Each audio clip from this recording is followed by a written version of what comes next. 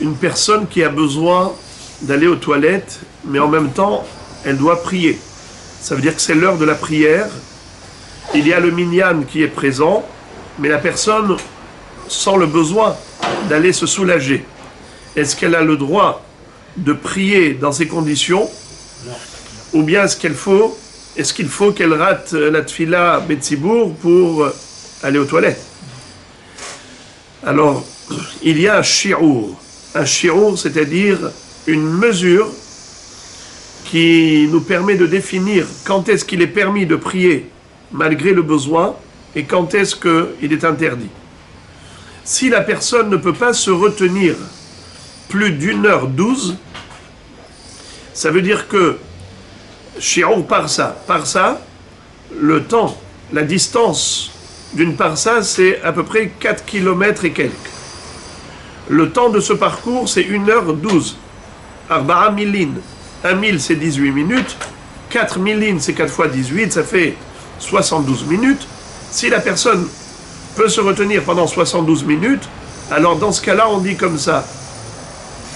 Plutôt, on va commencer par l'inverse. Si elle ne peut pas se retenir 72 minutes, d'après toutes les opinions, c'est évident qu'elle n'a pas le droit de prier.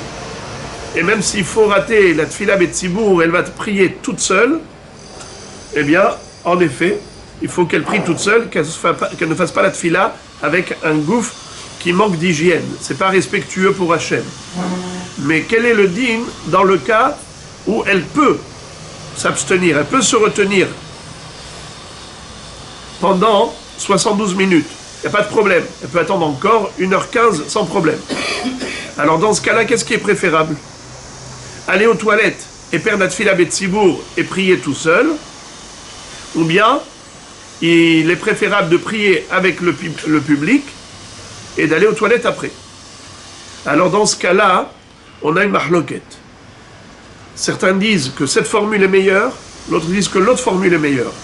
Le Yalkut Yosef dit que la halakha, elle est comme ceux qui disent qu'il vaut mieux aller aux toilettes pour prier dans un état d'hygiène parfait, par respect pour la tefila. On s'adresse à Akadosh Baruch Hu, on a un rendez-vous avec Akadosh Baruch Hu. Kal atzmotai tomarna Hashem ichamocha, c'est tous mes membres, tout mon corps qui participe à la tefila, donc on doit être propre. Donc il est préférable d'aller aux toilettes, même quitte à perdre la tefila Betzibour et prier tout seul. Mais par contre, si le zman de la tefila va passer totalement, c'est-à-dire que vous savez qu'il y a une limite pour l'heure de la tefila shacharit, on ne peut pas dépasser la 4e heure depuis le début du jour. Alors, quelqu'un qui a besoin d'aller aux toilettes, mais il peut se retenir pendant plus d'1h12. Alors, dans ce cas-là, il vaut mieux qu'il fasse la tefila plutôt qu'il aille aux toilettes et qu'il rate la tefila. Parce que il y a des poskim qui disent que dans ce cas-là, on n'a pas besoin. Ça veut dire que c'est ça la halakha. La halakha est que si je peux me retenir pendant 1h12, j'ai le droit de prier. La question au départ était de savoir qu'est-ce qui est préférable. Même si j'ai le droit, mais qu'est-ce qui est préférable? Préférable d'aller aux toilettes et prier seul, ou préférable de prier avec le tzibour et d'aller aux toilettes après?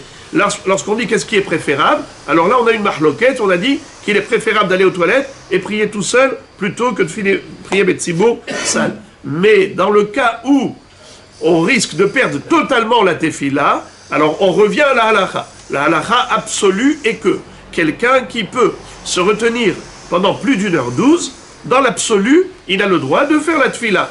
C'est pas considéré comme une abomination. Sinon, quelqu'un qui ne peut pas se retenir ce shi'ur et il prie, alors cette tefila s'appelle to'eva, abominable. Donc voilà un petit point concernant le din de la tefila avec respect.